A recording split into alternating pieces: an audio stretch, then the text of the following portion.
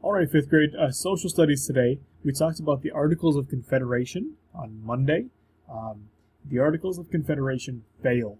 They didn't work because they came up with all of these laws, and there was no way to change them or add to them. Okay, so once the Articles of Confederation failed, it was up to the new people that were in charge of making decisions in the United States. What are we going to do? What are we going to make so that we can have one set of laws and rules and we can use them forever? Okay, even 150 years, or 250 years, like we are now in 2020, we still need to use this document every single day. Okay, there's even a lot of talk in the news about some of these things that people being able to protest. That's actually part of this. According to the Constitution, you are allowed to protest for things that you don't like. All right, so it's a very important document. So we're going to talk about today is we're going to talk about the 7 parts of it, and I guess the 8, because the Bill of Rights as well. We're going to talk about what is in each of the parts and why it's important. Before all this, though, before you start taking notes, there's a video that I want you to watch. It's on YouTube. It's a short, fun cartoon video to kind of give you an introduction of the Constitution. All right? Otherwise, though, let's take some notes. So, the first article of the Constitution, the first thing that they write about Article 1, the legislative branch. Okay? So that is part of our United States government today. It's one of the 3 branches. It's not necessarily the most important, just because it's number 1. It's just one of the 3. And what the legislative branch is all about, it's all about the laws, the rules. They're the ones. The legislative branch, they create laws, and they have to get them passed in order for them to become laws. Okay, so the laws that we follow every single day, they're things that in the past the legislative branch have come up with and thought about and have made into laws for our country. Okay, so they're very important. Okay, and the second article is all about the executive branch.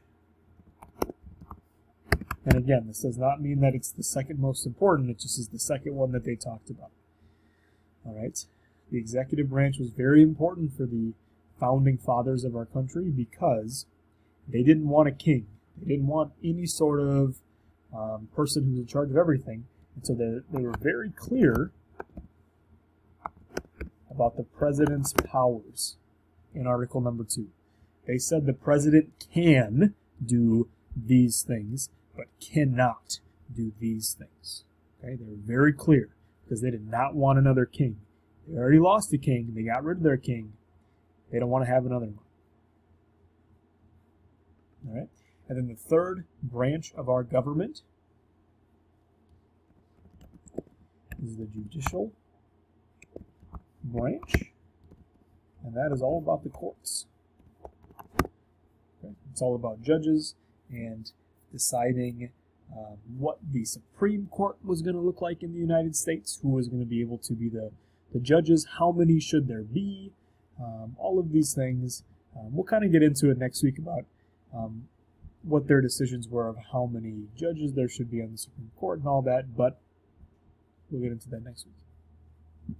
Okay, so the first 3 articles established the 3 branches of government.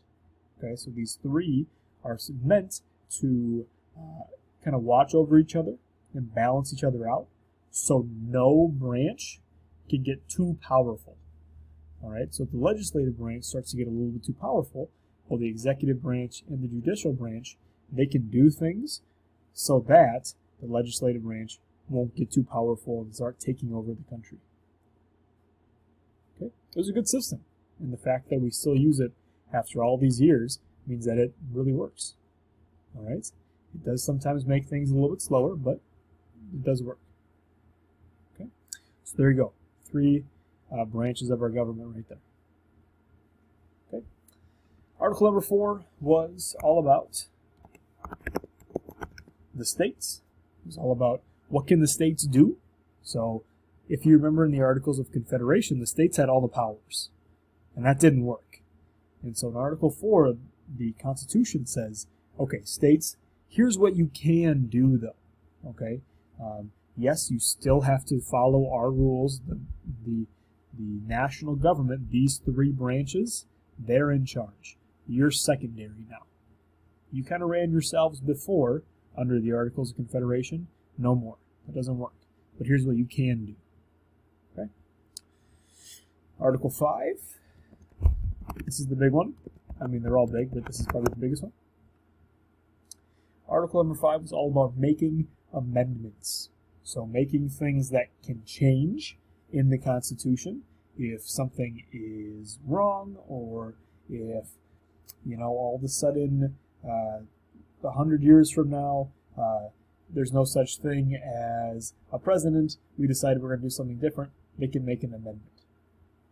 Okay? Or an addition. Okay? So making additions to amendments. Okay, so if you think about this, my favorite example of this, in the Constitution, African American people, they were not listed, they were not granted a full person. In the Constitution, if you're an African American, you weren't really counted as a full person. Which, of course, in 2020, that's the most absurd thing you've ever heard in your entire life, right? And so, we had to make an amendment to that and make sure that every single person in this country is equal and fair, right? So this Article 5 is very important because over time we've realized we made mistakes and there are things that we need to go back and redo, right? Women need to have the right to vote. In the Constitution, they do not. We had to go back and make an addition to the Constitution. Okay, so every once in a while we have to do that. Article 6. This one is kind of a weird one. This was all about the supreme law of the land, which pretty much just means that this is the Constitution and you better follow it. So, kind of a goofy section, but I guess it's important. Okay, and the 7th one is pretty simple. This is called ratification.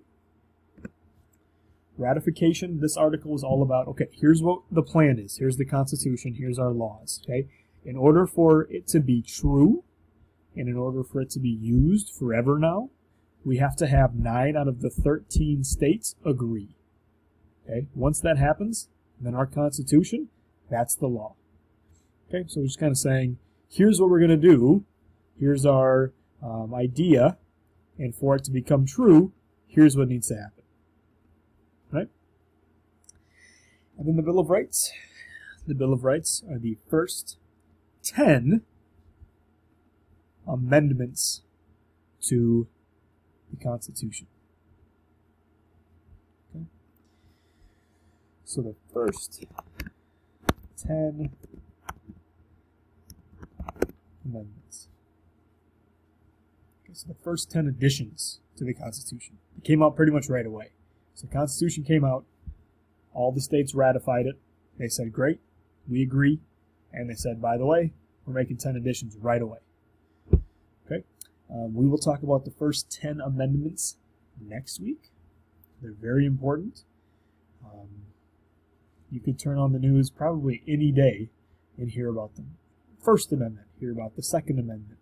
You might be hearing about the Third Amendment recently. There are things that are law today that we came up with in the 1700s. So we know that they're important. Okay, there are more than 10. These are just the first 10. We call them the Bill of Rights. There's actually 27 amendments to our Constitution. The 27th one was actually agreed upon in 1992. So not too long ago. But yeah, so we can continue to make amendments as we see necessary. All right, so those are the parts of the Constitution. Next week, we're going to do a little scavenger hunt with the Constitution, go into it, look for certain things, see if we can find some laws in our country. We'll also talk about the Bill of Rights. And I'll tell you the truth, honestly, when we're done with the Constitution and the Bill of Rights, we're done with 5th grade social studies. Okay? Even me right now saying that makes me a little sad because we didn't get a full year together, and that kind of stinks. But I'm excited that we're getting all social studies in together. We're finishing up our persuasive essays as well. And I'm excited to see you guys go into 6th grade. Okay? If you have any questions about the Constitution, let me know.